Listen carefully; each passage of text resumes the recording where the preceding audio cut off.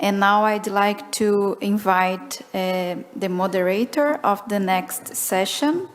The next session is going to be Financing Green, Increasing Finance Flow for Forests.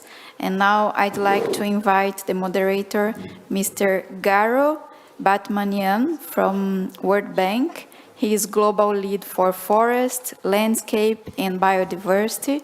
I also apologize for not having time for questions and answers for the first session, but we hope we have in the second one. So thank you, Mr. Garo, and please, you have the floor.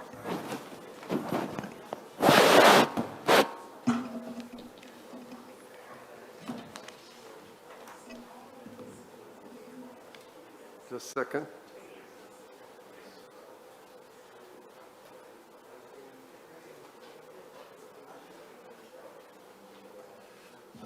I would like to, good morning, good afternoon, good evening. Everybody's watching this. Closer? Okay. I can also speak louder, but if I speak too loud, then you don't need the mic. I would like to invite, this is going to be a hybrid session. Some of our panelists, for different reasons, were not able to attend, so they will join online.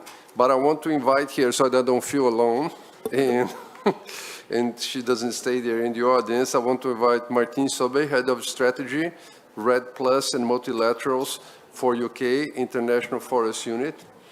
I will do her introduction now, so that when we give her the floor, it will be easier. Martine has over 12 years experience in climate change, forest, and sustainable land use as a policymaker and advisor.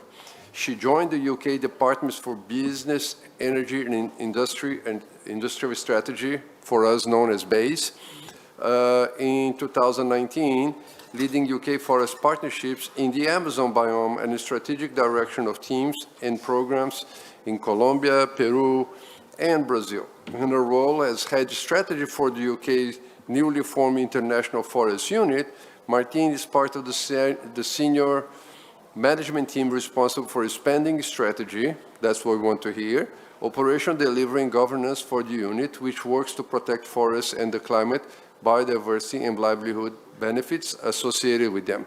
We do have 2 or 3 other panelists that will join us soon via video, and I'll introduce them at the time of it. I don't want, you are here to hear them, not me. I just want to make a couple of remarks. First of all, the title. We, in the world, have 2 different names that are actually a reason to be different. We talk about financing green and greening finance. And I think it's very important to say what we are doing today. Greening finance is all the investment that it is on activities like energy or agriculture that can be done sustainably, but are not necessarily done that way. And that will be greening the finance. So it's the financing of of investments that maybe is in agriculture, but they could do it in a way that is zero deforestation. That would be greening the finance. Or something that, you're investing in energy, but you do it in a way that is no longer fossil fuel based. Those are greening the finance. Here, we're not talking about this. On this session, we are talking about financing green activities which are inherently forest related, the type of investment that we're going to talk about here, which is the object of this Congress. However, I also want to make a point that is broader than forestry. And this is something that I think we have to make it clear, and it's good that Martine is here. We have sustainable forest management in areas that, in tropical areas, we heard the minister from Gabon here. They do have half of their country certified. That's not planting trees. We can have agroforestry is a type of investment on forests. We do have nature-based solutions, which are other problems in other sectors where we can actually invest money to provide solutions which are green by nature, nature-based solutions. And a lot of them are restoration, investment on forests, etc. And they are economic opportunities. We will talk about them this afternoon. So this is why I like that, and we talk about this with the organizers, that is increasing financial flow to forests. And this forest investment activities is not only forestry in the strict sense of plantations. And we do have other ways of doing this. And I'm glad that we have a list of speakers which cover different aspects of this and come from different perspectives, from bilateral agencies to financial, financial banks, commercial banks. Without further ado, I'd like to invite then the first speaker. He's going to connect us from online. I hope he's online. This is not favoring anybody that happens to be, this is the way it's organized. He's not somebody from the World Bank Group, but he's the Asian regional lead advisor on the IFC. IFC is International Financing Corporation. Is the arm of the World Bank that finance private sector. So I think it's important to hear how we do that. And for that, I have my good friend Toyin Nguyen to give his presentation. Look, we are friends, but you have 7 minutes like everybody else, okay? Thank you. Great. Thank you very much, Garo, and thank you for inviting IFC. So as Garo introduced, IFC is the private sector arm of the World Bank. So I won't show my presentations, but just walk through quickly the key points to share, and we can discuss if time permit after. So, in any market, we see a dynamic of supply demand. And what for us is very exciting about this green financing and financing green is that, from COP26, as people were calling it, the Davos of COP, we actually find that very encouraging, where for the first time you have this intergovernmental meetings on climate, where many of the participants were CEOs of banks, of financiers, and of corporates, multinationals, and regional companies. So there's obviously a lot of demand these days for green financing, for financing flow to find green assets. And this is where it becomes very exciting for climate assets in general, but then specifically for forestry assets, because there you can have both the mitigation and developmental impact and the carbon credit. And how do you make that, mobilize that momentum to do it in the right way? So that's basically the setting the context, right? There's more and more multinational, usually from the OECD countries, looking to buy green assets, invest in green assets, including nature-based solution, carbon credit. And this is where many of those green assets, including forestry assets, are going to be coming from the emerging markets. But how to link that financing demand to the supply of good, sustainable green forestry assets in a standardized way with good taxonomy, good definitions to avoid greenwashing risks, right? So that's going to be key. So I think, if anyone tracking the space, the surge in what I call generally sustainable financing, climate financing, whether it's green or blue or sustainably linked, this is growing very fast.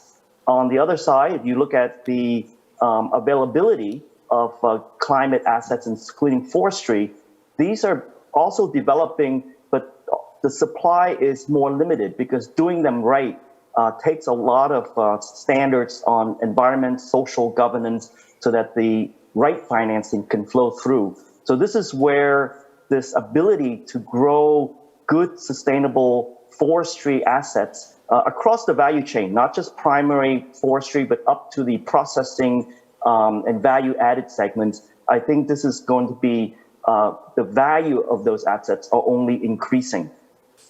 So as IFC, sustainable financing has always been our core, and therefore helping setting the standards first through our performance standards in terms of how we finance, what do we do with ESG sort of high level of quality, but also working with international organizations like ICMA and LMA to set the standards, help set the standards for green, social, sustainably linked bond, blue bond principles.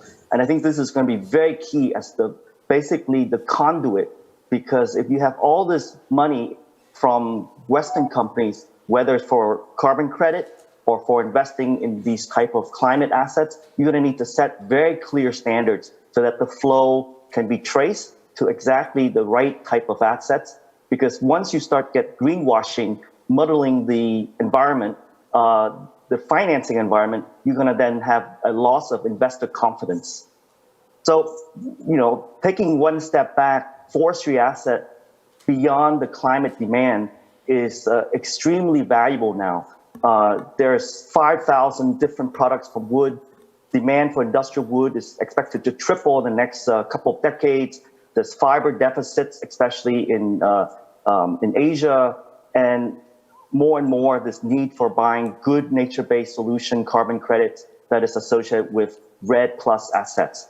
And here is where you have both win-win, right? Because if you do this right, you have very good developmental impact for smallholders. Other speakers have spoken about good quality jobs and trade and export, but then you also have good impact on climate, on biodiversity, on mitigation.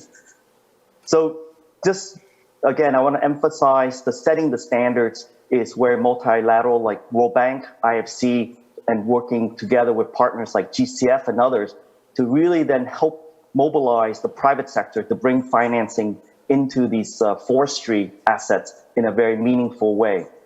And then last, I just want to share very quickly, one of the best examples that we have seen within IFC and World Bank is our engagement in Laos, PDR, where, for many decades, the government there had honestly just focused on mining and hydro, but only recently, I would say in the last, 5-6 years, taking a very serious view on how to build the forestry sector as a driver of growth. So IFC, we work with private sector forestry firms, we work with local communities on the linkages, and we help support market enabling regulations, together with the World Bank, which now has launched a very large project in landscapes to also mobilize the standards and capacity in country in order for part of the output being private sector, being able to invest more in sustainable industrial tree plantations, as well as nature-based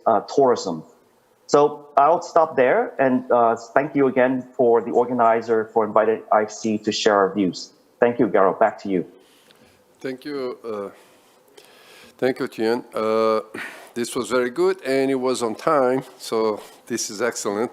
I think you get a view. Just want to highlight one thing that which we discussed yesterday in other sessions, and my vice president also, our vice president also mentioned, is a landscape approach. So you have a program this large, like the one he was mentioning. You do plantation, but you also do forest management, and you do tourism. So you have different types of land use, some that combine and generate enough revenue when they are combined. So instead of thinking a project as a single-headed one type of investment, you can think of a broader one. And even in the private sector, you can think that way when you have large expanses of land in countries like Gabon or Laos or Brazil, where you have different types of land use that can be combined to generate economic profit from different type of activities and also for different type of population, because then local communities tend to benefit from certain ones and not other ones, etc. So thank you very much. This was very, very good, and again, very good on time. Do we have the, well, I'm going to, both of them? Okay, so I go first. No, I'll go to, yes, let's give somebody that in the room first. Martine. Please, I've already introduced you, so if you could go ahead and give your presentation. Thanks, Garo. Well, pleasure to be here and truly hybrid. The tech works. Yeah, this is the new normal. So thank you very much. And yeah, I'm representing today the UK government's new International Forest Unit, and this is an exciting moment for us. It's a long way from Glasgow to Seoul. It's many thousands of miles, but the creation of this new unit in and of itself is testament to the increasing significance of forests in the climate agenda. We recognize that there is no pathway to 1.5 degrees without transitioning to a more sustainable land use. So I'm really happy to be representing the unit today. And we heard from the earlier panelists, Minister White and the GCF colleague, that donor funds are limited. This is very true. We recognize this. Our finances from the UK government are a drop in the ocean. But the first point I want to make in response to this panel is that, as donor governments, we have a special ability and responsibility to lead. And so, as the COP presidents, and if we could go to the next slide, please. As COP presidents, we use that presidency very deliberately and intentionally to shine a spotlight on the forest agenda. Our former panelists used the phrase, the Davos of COP. We were also proud that it was referenced as the Paris moment for forests. We spearheaded the Glasgow Leaders Declaration on Forest and Land Use, with over 140 leaders coming together, which represents just over 90% of the world's forests in terms of land area. And they've committed together to halt and reverse forest loss and degradation by 2030. This is important, this is significant. Never before have so many countries come together to do that. And the declaration has a specific commitment to ensure that financial flows are aligned to the 2030 goal. So I'm going to break that out a little further, and that's what this slide sets out, and I'll go through it quickly, otherwise I'll be penalized by Garo, I think. So in terms of the finance itself, what does it come with? Well, we mobilized donors from 12 donors to put forward $12 billion of public climate funds. This is the biggest ever public commitment for forests. In addition, donors pledged 1.7 million to protect indigenous peoples and local communities and support their role as guardians of forests and nature. 33 financial institutions and counting, with over 8.7 trillion of global assets committed to eliminating investment in activities linked to agricultural commodity-driven deforestation, alongside the billions of private finance mobilized to support the forest economy. There's a lot of numbers, I appreciate that, but the point is, they're significant because this is about channeling money in a different direction. And COP26 demonstrated a real commitment from governments and the private sector, including financial institutions, to shift the financial system towards forest protection and more broadly to a nature-positive economy. So for us, of course, the work isn't over until COP27. And we're using the remainder of our presidency time to scale up and support the delivery of these commitments. So the second point I want to get to is it's not just about what we invest, it's the how. It's the how we invest. So if I may ask the organizers to go to the next slide, thank you. On this point, as governance, we have a role to work with the financial sector, to first of all realize and capture the value of forests, and to take nature account into the decision-making, into the risk frameworks, into the measures of success. And this isn't about corporate social responsibility, this is about changing the market. So in the UK, we're developing tools to drive transparency in the financial sector, including requirements for UK financial institutions to have a robust transition plan in place, how they'll decarbonise as we meet ambitious net zero targets. And the other, of course, is the really critical task force on nature-related financial disclosures. And we've been supporting that with targeted funding, and we're pleased to also be supporting the Africa Voice pilot program to test really whether the framework is fit for purpose in African countries. And the third point on financing green is also really about how do we use our ODA resources, our climate finance, that respects taxpayers, but that of course is smart and that really leverages private finance to provide that nudge, to provide that acceleration of proven solutions. So if I may go to the next slide, please.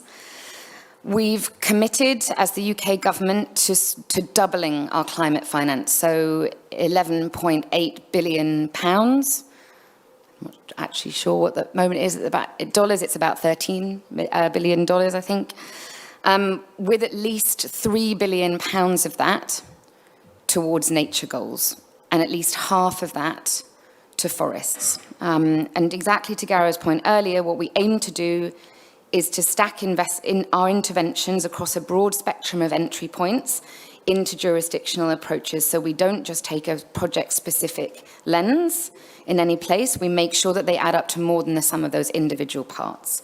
And I just want to introduce you to, if I may, just three of what we see as our really flagship programs that we're really proud of.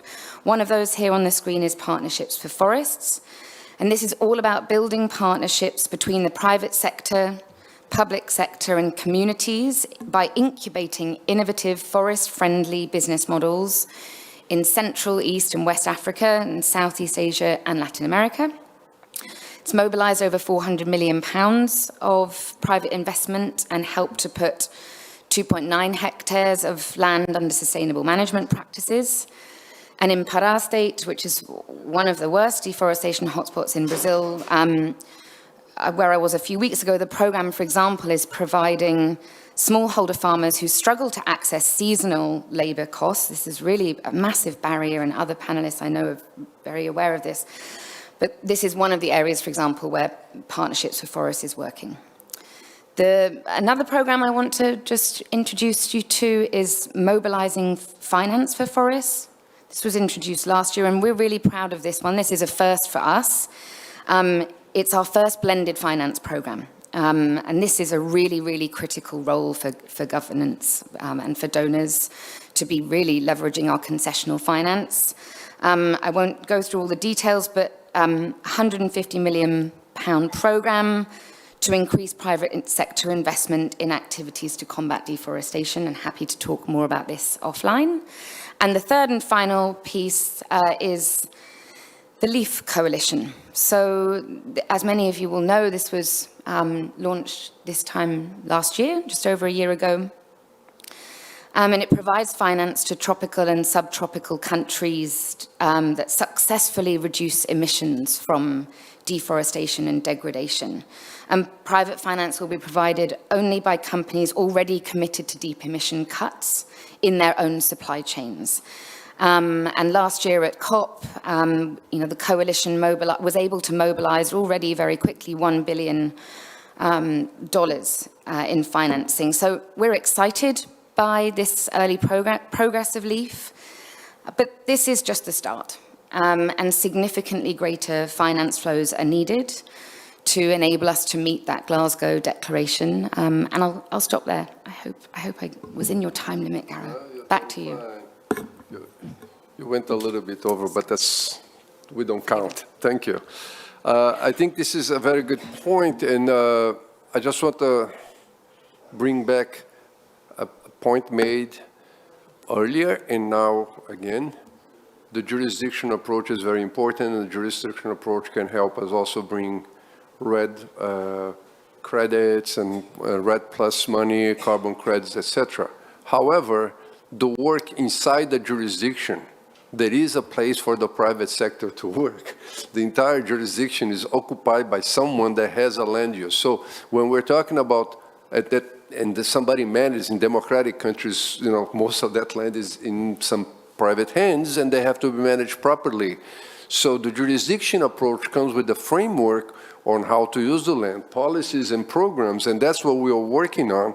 But the work on the ground actually is done by the private sector in many cases. So I'm just trying to make this link that when we're talking a jurisdiction approach, this is not an either or. It just helps to frame better where the private sector can invest. So we can come with leveraging, but the private sector can and should invest, and we hope you can promote green financing at that level as well. So it's just, otherwise people start thinking that, we're talking about jurisdiction approach and the private sector is off the hook, and or it cannot do anything, and this is important to highlight. But without the jurisdiction approach, becomes haphazard because somebody does one way, somebody does the other way, or you don't generate scale enough to make a difference from ecosystem service point of view or climate change point of view, because one guy is doing fine and the 10 neighbors are not doing fine. So that's also important, okay? So thank you for pointing the 3 programs. So I think what is the beauty of what BASE is presenting is that the 3 programs are complementary in each other. One gives the register approach with LEAF, the other ones was leveraging with the private sector, and the other ones come with the TA and other programs. So that's the way we all have to think about it, and there is a role for each one of us on that view. On that note, I would like to invite, I have to keep checking over there to see if they are there. There? Pierre is there, okay. So I'd like to invite Pierre Rousseau. He's the senior, he's going to give us a presentation. He's an independent consultant for finance and sustainability. His main clients are large financial institutions, amongst several mandates. He's also the senior advisor for BNP Paribas Corporate Engagement Department, project advisor for DEM Group, and senior advisor to the CEO of innovative nature-based businesses such as Terra Gran and Blue Finance. In addition to this consultancy role, Pierre has founded and supervised as executive chairman Norman Plastic, a social business providing marine services for sustainable coastal tourism, fighting ocean plastic pollutions, building resilience ecosystem for marine biodiversity. So he works both on the blue and the green agenda, but today he's going to focus more on the green one. Pierre, I trust you're there, so you're on the screen now. Yeah, you hear me? And you have 5 minutes. Yes, 7 minutes. Yes, we can hear you. Thank you very much. Go ahead. We can see you now.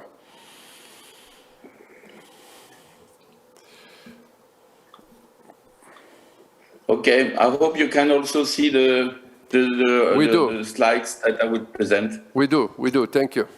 Okay, so very good. So very nice to have you here. And after talking a little bit about the public sector, I would like to focus also on the point of view from the private sector, and to say that there is a lot of opportunities that may raise from the private sector, and especially the entrepreneurship. And I would like also to focus on one of the things you mentioned before about the natural-based solution and the ability to create new businesses, and new businesses driven by entrepreneurs and sometimes corporate. But sometimes even those people, they will need additional tools than the existing financial tools. Why? Because if they have to build those businesses, they have to go to transition, to transformation. And as we're talking about nature, we do know that there is a cost for transformation, there is a cost for transition, and the tenure could be very long. So the catalytic process is very important. Identifying also if they develop business that they're also working for public good, that we measure an impact, and we need data. So what we need also, we need to see and we need to realize that the existing finance today, and I'm well placed, I worked for a bank for 35 years, that the existing finance is not enough. We will have to be innovative. We will have to create new structure. And most of the time it's not new product, but we have to create new solution, bringing together existing setup from the investment and from the financing side. If we want to create scale and we want to be resilient, which means resilience has to be ecological, social, but it has also to be financial and economically viable. If we want to be impactful, we need to be transparent and we need to be traceable. We will need data, we will need digital, so you need to bring all this together. But before you go to finance, you have to bring the finance solution at one stage between the different components of the blended finance part. So bringing together investors, bringing investor who can be equity investor, angel investor at the beginning, and after that carrying some catalytic from philanthropic and from public.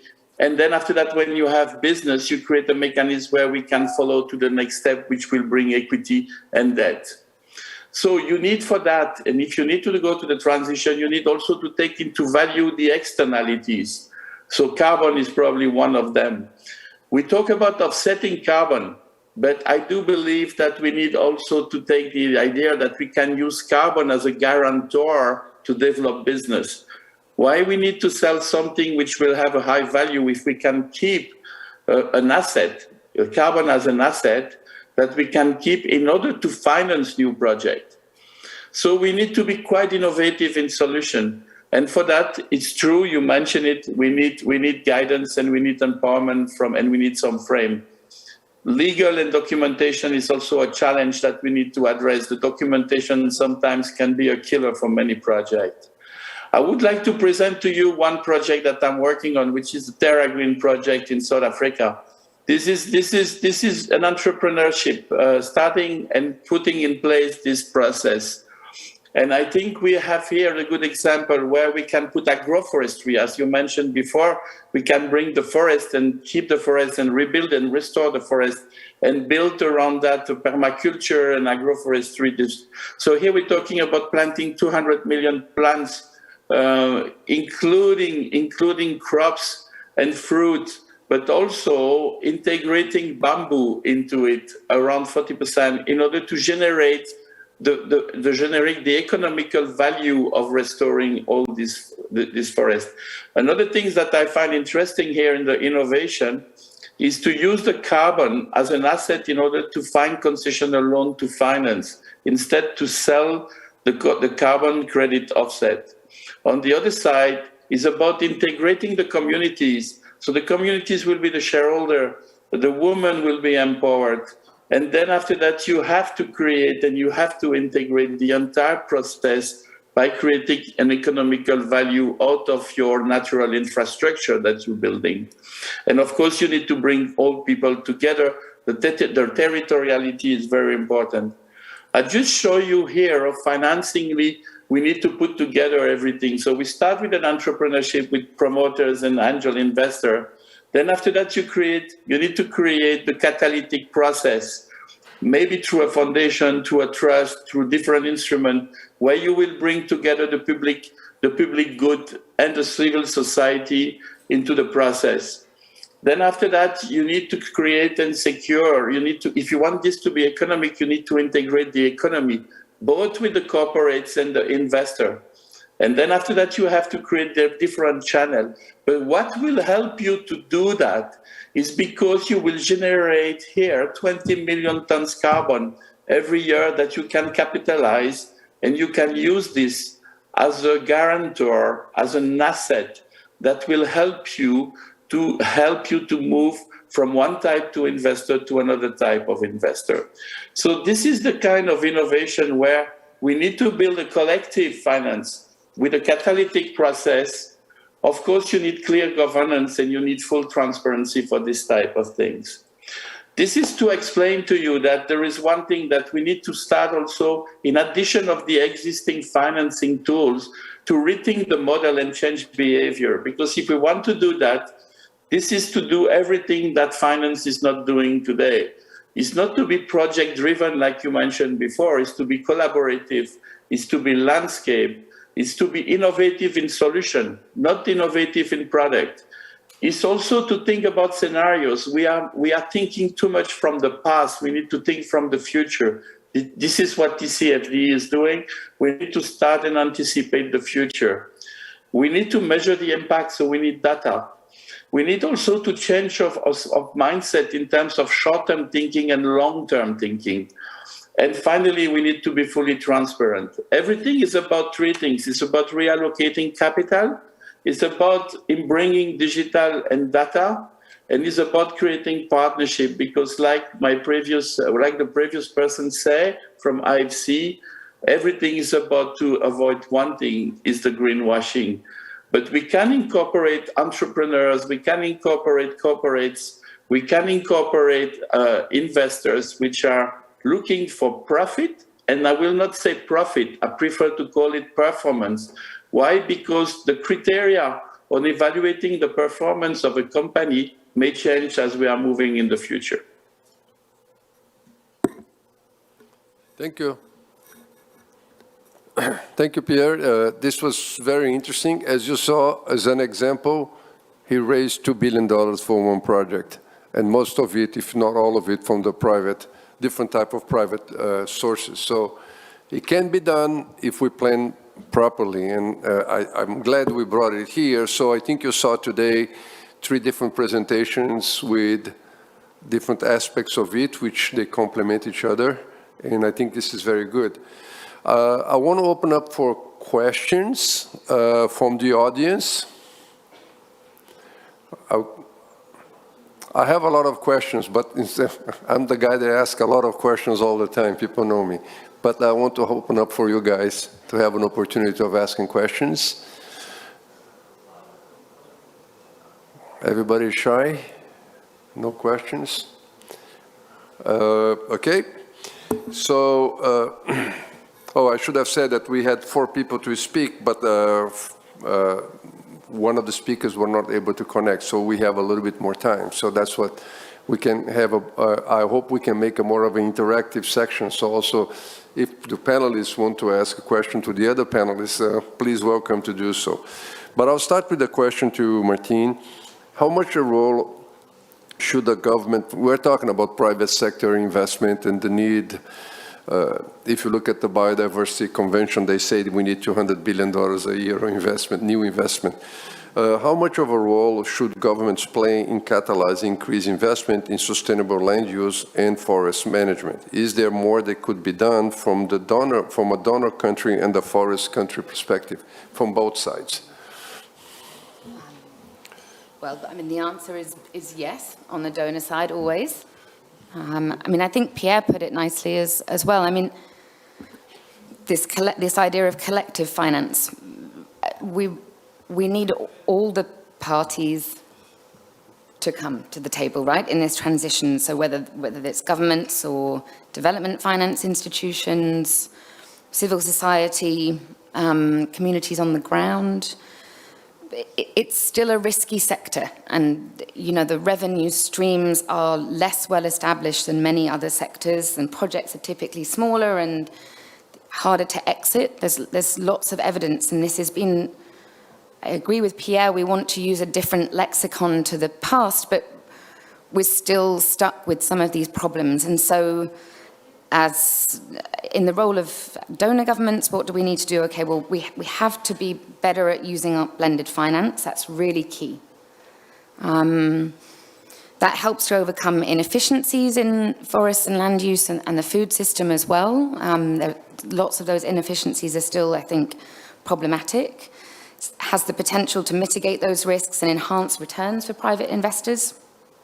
And I gave you the example earlier of one of our programs there, and that's providing concessional capital, but also guarantees. And I think another area that's, we touched on it, but is also about the project pipeline development through targeted technical assistance. And this can be really effective, but we have been, I think, rightly criticized as a donor for. We've had successful pilots, we've had successful interventions, but then we don't scale them, and we have these proven, discrete examples, but then we're not so good at really putting them together and collaborating. So I agree with Pierre as well, this point on partnership is crucial. And what's another? I mean, I think as well, it struck me what Minister White was saying from Gabon earlier. They're here, his team is here looking for private investment into, his vision for the future economy in Gabon. And sometimes I think we still talk 2 separate languages, and our words come past one another and they don't really, actually engage. And so for us as donor governments, we have to listen. We can't rest on our laurels and assume that we understand still the forest country perspective. So that's, continues to be a priority for us. And that means tailoring our approaches to individual forest country needs to support whether it's regulatory reform, whether it's addressing financial risks. We have to have very bespoke approaches. So yeah, I'll stop there. Okay, maybe I have a follow-up question to you, just that you elaborate what you mentioned at the end, which I'll come back to Pierre on this one. is that the financing of government financing donor financing, shouldn't just be on actual projects or other reforms that create a level playing field for investments, because I don't think we talk much about it, and maybe it would be good if you agree with this, talk about it, because when we're talking about investment, people here in the crowd may think, okay, we are investing in for somebody to buy trees and plant trees, but not all the investment does have to be this way, because you mentioned government reform, some structural investments. Does that make sense? Is that something that the governments can help do? In terms of supporting individual countries with reform? Yeah. Yeah, for sure. I mean, this has been a big area for the UK in the last 15 years, you know. It has been governance reform through, I mean, this isn't significant public finance allocation, but it's vital. I mean, it has to be, whether that's in a post-conflict setting or you know, a country which has very dynamic subnational, you know, politics in place. You know, this has been a really significant priority for the UK's approach to supporting, I think, forest, you know, sustainable forest objectives. So yes, I mean, yeah, I agree with you. Yeah. Thank you. It's just, I think it's a point that we have to make, that sometimes the investment from bilaterals or multilateral like the bank are not necessarily investments on the field itself, but to create the enabling environment to increase investment. So thank you. I'll come to Jan. He's on the screen. Thank you. When IFC, like any other institution, but when IFC wants to work with the forest sector client, not always the project is already green and sustainable. So you have the standards and they don't meet the standards. So what is that IFC does to generate broader nature positive results from the investments you make, from the start point of identifying a client to actually developing a bankable project that generates good results? Oops. As he was going to speak, he's just... Sorry, Garo, I think my... I can hear you, but you know, your screen is frozen. No problem. But we can hear you. If you can speak, that'll be fine. No? Yeah, sorry, Garo. Okay, I go think ahead. I just got... Yes. So I think I caught most of your question. So first, I mean, as we know, right, we're part of World Bank Group. There is a nexus between climate and development. You know, our core mission is poverty reduction. And so as you know, World Bank Group is starting these country climate development report. So obviously climate is a very core vector for poverty reduction, both on mitigation and adaptation. But we always have to keep this in mind, right, in terms of financing green, that the project both has a climate positive impact as well as development impact. Second, you know, again, back to the core principle of setting standards. You know, IFC performance standards on social, on biodiversity, you know, on governance. These things are the bedrock of what we do, and we have been able to leverage those standards into private sector global financing, for example, with the Equator Principle for international project financing. So hopefully we can also leverage those standards and create new taxonomies. So then when we go in and look for a project, as you say, one, we make sure we can channel our financing as well as others we mobilize from the private financial investors, that they know ultimately the assets at the end of that funding usage is of quality, right, in terms of the standards. And so maybe one last point I would raise also, I like very much the peer's point about looking at the future and how to create look at new ways of doing things. So, you know, again, green forestry assets have always been around for, centuries. They're becoming more important. But what we find very exciting is that there is now a new direction for, fiber-based material to be part of the circular economy. So two 3 years ago, we made a very big investment in Brazil with Lenzing to basically use sustainable forestry for lyocell, which is fiber-based textile. And so we see this as a big trend where how can we use more of the sustainable fiber in order to replace things like polyester, maybe more water-intensive cotton, and be a contributor to another, a raw material that has, been a bit more carbon heavy. So maybe I'll stop there. Thanks, Garo. Thank you. That's very interesting. Looking at different types of work. You need to say something? What? Okay, go ahead. Okay, while Pilar goes to read the question, I just want to thank you. And I think it's good to talk about this innovation and different types of use. It goes back to, it's not strict sense forestry, it's different uses and different ways of doing it. Please go ahead, read your question from the audience. Thank you very much. There's a question from the chat from Hector Gaeta.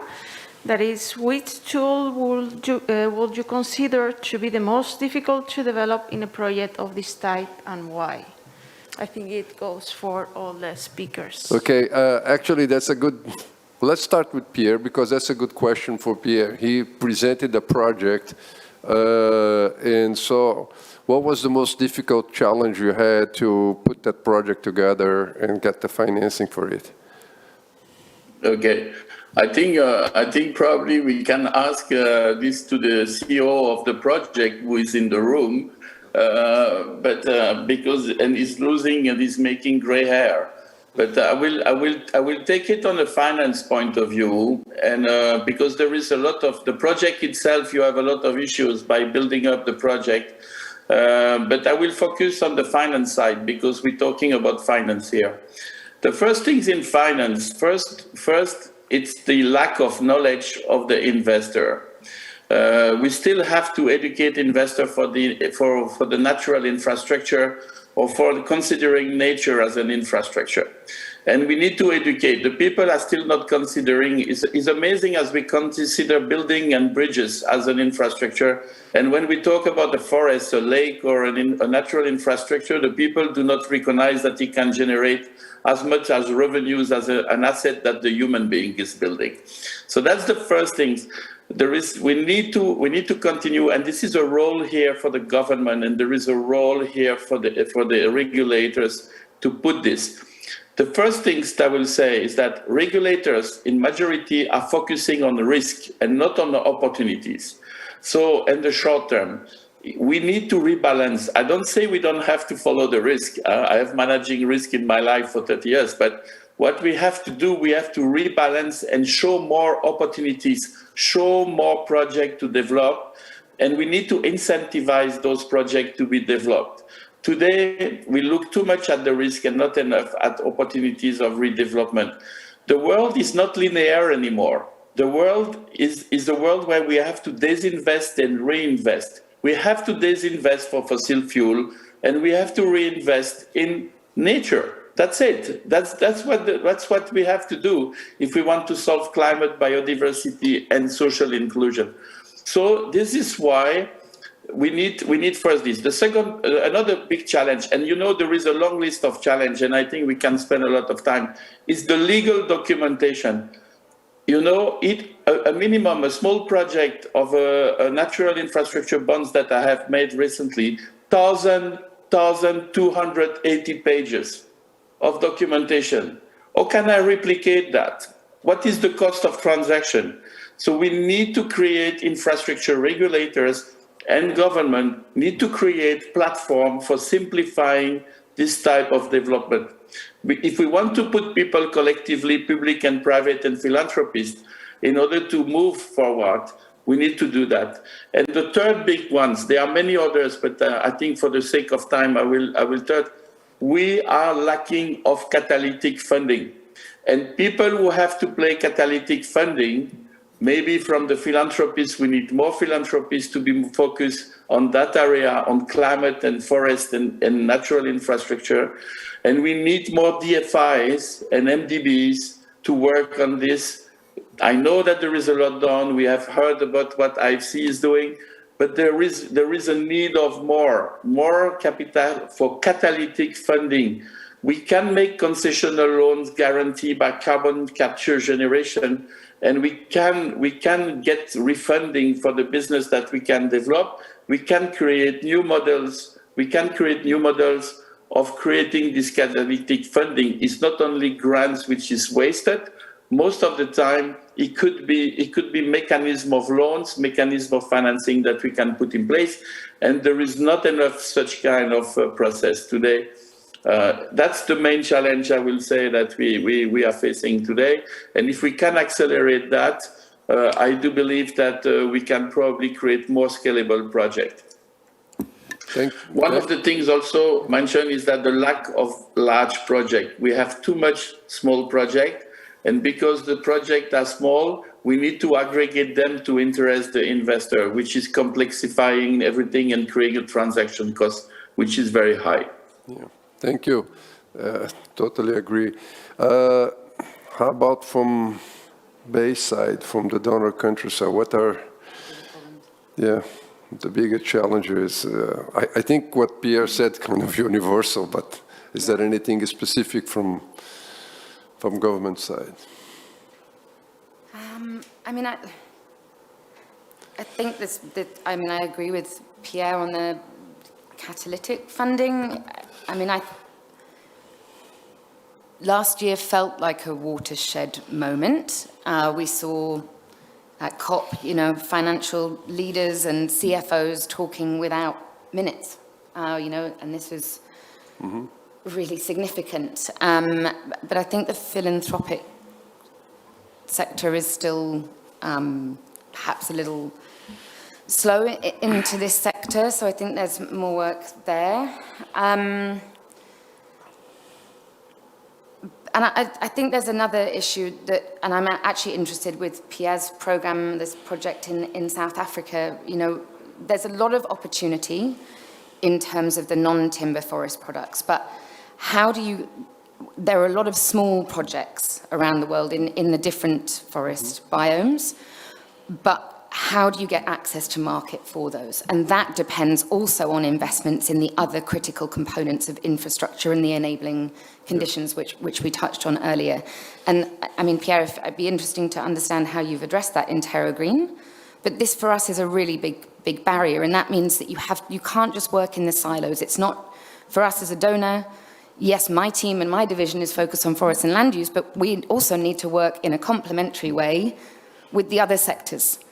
Whether that's cold storage and power or, all of these components. So we have to see this is still a big barrier, this siloed way of working. I think it's right that we've pushed to the top of the political agenda, forest and land use in and of itself as a sector, but we also have to remember those important interfaces. No, I fully agree, and I want to complete maybe by telling you that to answer your question is to bring Pierre, can you hold just a second? We have another question here, so you can make your final remarks as soon as we get the final question, please. Go ahead. Good morning, everyone. I'm Anne Arvola from FenFund, Development Financing Institute from Finland. Thank you, Pierre. I think you pointed very well many of the critical issues in terms of investor perspective. So my question is actually about your project. To what extent you are able to compete with other market operators already? So in commercial terms, how competitive are your products already? Because I think that's often something the investors will pay attention to. The project shouldn't be too dependent on the grant part of funding, at least for too long. Thank you. Very good point that I think we touched superficially, and we can just end with that one. I was told we were running out of time, so we can give quick, short answers. That'll be very well appreciated. Pierre, you first. Yeah, we'll try to combine the answer. I come back again about the need to bring corporates and investor at the same time as we are building up the catalytic side. So your point is very good. Both sides, first of all, to guarantee the economical view. So when we are doing a project like that, we are doing at the same time a real business model, which is an economical business model and is based on the off-taker that we decided to get out of the project. So the economical resilience is critical. This is one of the points I do insist on. And the second one is the investor, the private investor, the financial institution. We need the asset owners, as we call them. We need to educate them much more, as I mentioned before, and we need to bring them in sector where they've never been before. If you look at natural infrastructure, or it's like the blue economy, where I'm also actively involved, investors were not traditionally in that space, or they were marginally in that space. So we need to bring them and tell them that working and financing a landscape, as you mentioned pretty well, the landscape concept with general source of cash flow is as good as financing an automotive company. And this is what we need to prove them, and this is what we need to work on.